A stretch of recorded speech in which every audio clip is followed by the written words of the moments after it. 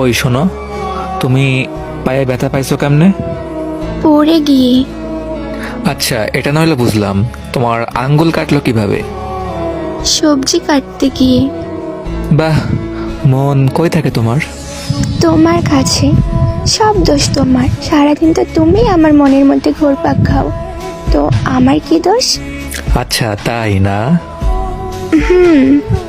এই শোনো, সাথে নেই আমি তোমার, একটু নিজের খেয়াল রেখো প্লিজ, কারণ তোমার জন্য অন্য একটি মানুষ বেঁচে আছে। জি আচ্ছা, তুমিও তোমার খেয়াল রাখবে, ঠিক আছে? আচ্ছা। আচ্ছা এখন রাখি, পরে কথা হবে। ওকে আমার রাহু পাখি, ঠিক আছে যাও। পরদিন রেহানা আমাকে আবারও কল দেয়। হ্যালো, বলো। আমি না তোমাকে একটা কথা বলতে চাই। হ্যাঁ আমার রাহু পাখি, বলো কি বলবা? না মানে আমি আর এই রিলেশনটা রাখতে পারবো না। মানে কি বলছো তুমি এসব? আমার লগে মজা লও? হ্যাঁ সত্যি শুনছো, তোমার আর আমার রিলেশনটা কেউ মেনে নিবে না। আমার পরিবারের কেউ আমাদের রিলেশনটা লাইক করে না। তুমি কি যা বলছো ভেবে বলছো? থাকতে পারবা তো আমাকে ছেড়ে? হ্যাঁ আমি যা বলছি ভেবেই বলছি। আচ্ছা রাখি, ভালো থেকো। এই শোনো, হ্যালো, কই গেলা? কথা বলো না কেন? হ্যালো। এরপর সে আমাকে ব্লক করে দেয়। টানা 6 মাস আমাদের মাঝে কোনো কন্ট্যাক্ট হয় নাই।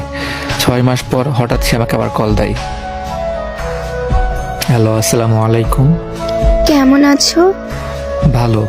কে বলছেন আপনি? আমাকে চিনতে পারছো না? এত তাড়াতাড়ি ভুলে গেছো? হ্যাঁ ভুলে গেছি। কিছু কি বলবেন? বাহ ভালো। কিছু বলার থাকলে বলেন। কেমন আছো? জিন্দা লাশ হয়ে বেঁচে আছি। নতুন কাউকে কি পেয়েছো? না। ও তাই? কেন আসেনি? সেটা তোমাকে বলার প্রয়োজন মনে করি না। হঠাৎ এতদিন পরে আমার কথা মনে পড়লো কেন?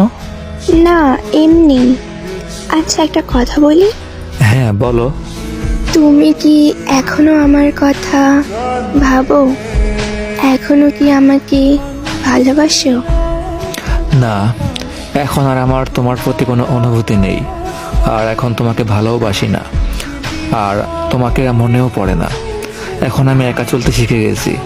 সরি। সরি? সরি কেন বলতেছো? না কিছু না। আচ্ছা, তোমাকে একটা কথা বলবো? বলো।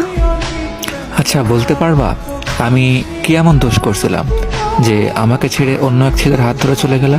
আমার কি এমন অপরাধ ছিল যে আমাকে কষ্ট দিলা? আমার জীবনটা তো নষ্ট করছো, কিন্তু এখন যে তোমার জীবনে আছে তাকে কষ্ট দিও না প্লিজ। আচ্ছা এখন যদি আমি তোমার জীবনে ফিরে আসতে চাই তাহলে কি করবে? শোনো, আমি এমন একটা ছেলে যে আমাকে পাবে সে অনেক লাকি, বাট তুমি তো আমাকে পেয়েও হারিয়েছো। তোমার মতো বোকা আর হয় না। প্লিজ ফিরে এসো, আমি তোমাকে ছাড়া থাকতে পারবো না। তুমি আমারে ঠকাইছো, তার মানে আমি বোকা না? আমি তোমারে বিশ্বাস করছি, তাই তুমি আমারে ঠকাইছো। তো তোমার জন্য আমার লাইফ আর কোনো জায়গা নেই। তো গাইস, এই ছিল আজকের গল্পটি। গল্পটি ভালো লাগলে সবাই লাইক কমেন্ট শেয়ার করে দিবেন।